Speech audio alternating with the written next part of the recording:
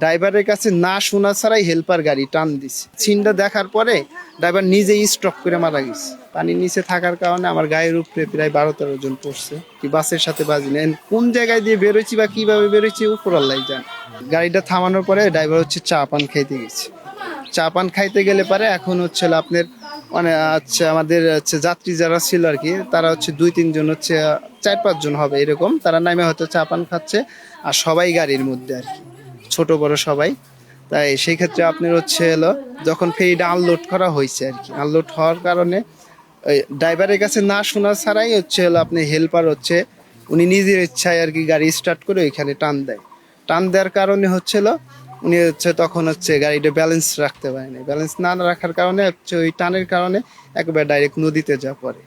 নদীতে যা পড়লে পারে তখন আমি হচ্ছে বাসের সবার পিছনে ছিলাম, পিছনে এক সিটের সামনে।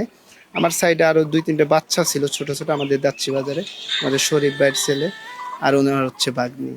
ওই 2টা বাচ্চা মারা যায়, ওনার বউ আর হচ্ছে ওনার বোন আর ওনার একটা বাচ্চা জীবিত আর কি উদ্ধার হয়। তা আপনি হচ্ছে ওইখানে আমি যখন বাসের মধ্যে পড়ে যাই, পড়ে যাওয়ার পরে তখন তো পানির নিচে থাকার কারণে আমার গায়ের উপরে প্রায় 12-13 জন পড়ছে। তাই সেই ক্ষেত্রে মনে করেন যে আমি অনেক আপ্রাণ চেষ্টা করছি যে ওই ক্ষেত্রে উঠবো।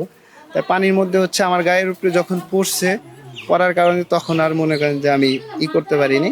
আমি যখন জানালা ধরছি মানে বাসের যে আর কি জানালা ধরার পরে হচ্ছে আপনার আরো আমার হচ্ছে 2 জন আছে, একজন পিঠের উপরে চড়ে খাড়াইছে, একজন ঘাড়ের উপরে।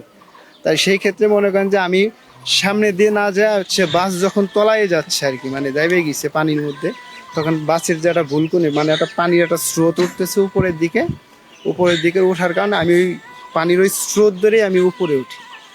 উপরে ওঠার পরে আমি উপরে উঠতেছি, আমি জানি যে এখন আমি বাসের ভিতর থেকে বের হইনি। তারপর হচ্ছে আমি ওই স্রোতের কারণে আস্তে আস্তে উপরে উঠতে ইনশাল্লাহ আমি উপরে উঠে যাই আর কি, বাসের সাথে বাজি না। কোন জায়গায় দিয়ে বেরোচ্ছি বা কিভাবে বেরোচ্ছি উপর আল্লাহ জানে। এই হচ্ছে কাহিনী। আমি তারপর হচ্ছে ওঠার পরে আমার গায়ে সাদা একটা শার্ট ছিল প্রিন্টের, সাদা শার্ট। আমি ওইখানে পল্টনের উপরে ওঠার পরে আমি প্রায় ওইখানে আধা ঘন্টা শুয়ে থাকার পরে ওইখান থেকে আমি জামতলা পর্যন্ত আর কি একাই আসি গাড়িতে। তখন আমার চেঞ্জ ছিল এখানে। তারপর হচ্ছে আমার ছোট ভাইটা জামতলা যায়, ওরা আমাকে বাড়ি পর্যন্ত নিয়ে আসছে।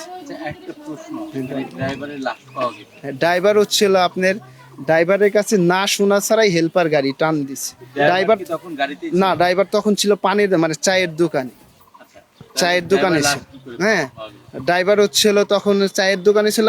আমি যতটুকু শুনছি বা আমি ওইখানে দেখে আসছি, উনি ওইখানে চায়ের দোকানে স্টপ করে মারা গেছে ড্রাইভার। মানে উনি তো গাড়ি টান দেন, গাড়ি টান দিছে হেল্পার। হ্যাঁ, কিন্তু ড্রাইভার হচ্ছে স্টপ মানে ওইটা দেখে ওই সিনটা দেখার পরে ড্রাইভার নিজেই স্টপ করে মারা গেছে। আর ওই মানে আপনি তো গাড়িতে ছিলেন, জি জি। যে হেল্পার ছিল হ্যাঁ, সে কি মানে বাঁচতে পেরেছিল কিনা বা লাভ? আমি হেল্পারের সম্বন্ধে আমি কোনো কিছু শিওর মানে বলতে পারবো না যে আসলে কে বাঁচছে বা জীবিত উদ্ধার হয়েছে না মারা গেছে, শিওর আমি বলতে। কতজন যাত্রী ছিল ওইখানে? যাত্রী হচ্ছে আপনার 40 সিটের গাড়ি, পুরো গাড়িটাই ফ্ল্যাপ। তারপর হচ্ছে সবার 12 থেকে 13 জন বাচ্চা ছিল।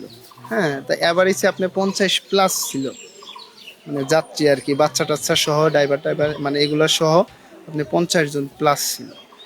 আপনার নাম কি? আমার নাম মোহাম্মদ রাজীব সর্দার। আমার বাসা হচ্ছে দাচ্ছি 2 নং ওয়ার্ড, আগমারে। কোন জায়গা থেকে উঠছিল? আমি উঠছি ওইখান থেকে, আমি উঠছি হচ্ছে জামতলা থেকে সদ্য গাড়িতে।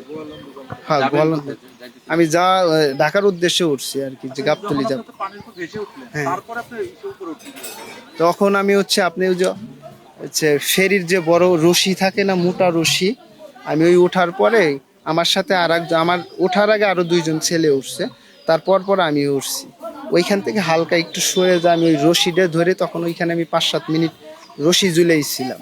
রশি ঝুলাই থাকার পরে আমি রশি থেকে সামান্য একটু সরে যাওয়ার পরে আসে উপর থেকে আমাকে 2 জন টাইনে উঠাইছে। ওঠানোর পরে আমি পল্টনের উপরে প্রায় আধা ঘন্টার মতো শুয়েছিলাম। আচ্ছা, আপনার একটা আঘাত দেখতে পাচ্ছি, এটা কি? জি, এটা আমার বাসের মধ্যে থেকে আঘাত। মানে আমি যখন পড়ে যাই, মানে আমার গাড়িটা যখন পল্টে গেছিল আর কি, লাস্টে যে ওই পল্টে যাওয়ার কারণে আমি এই আঘাতটা খাই। আঘাত আমার হাতে ছুলে টুলে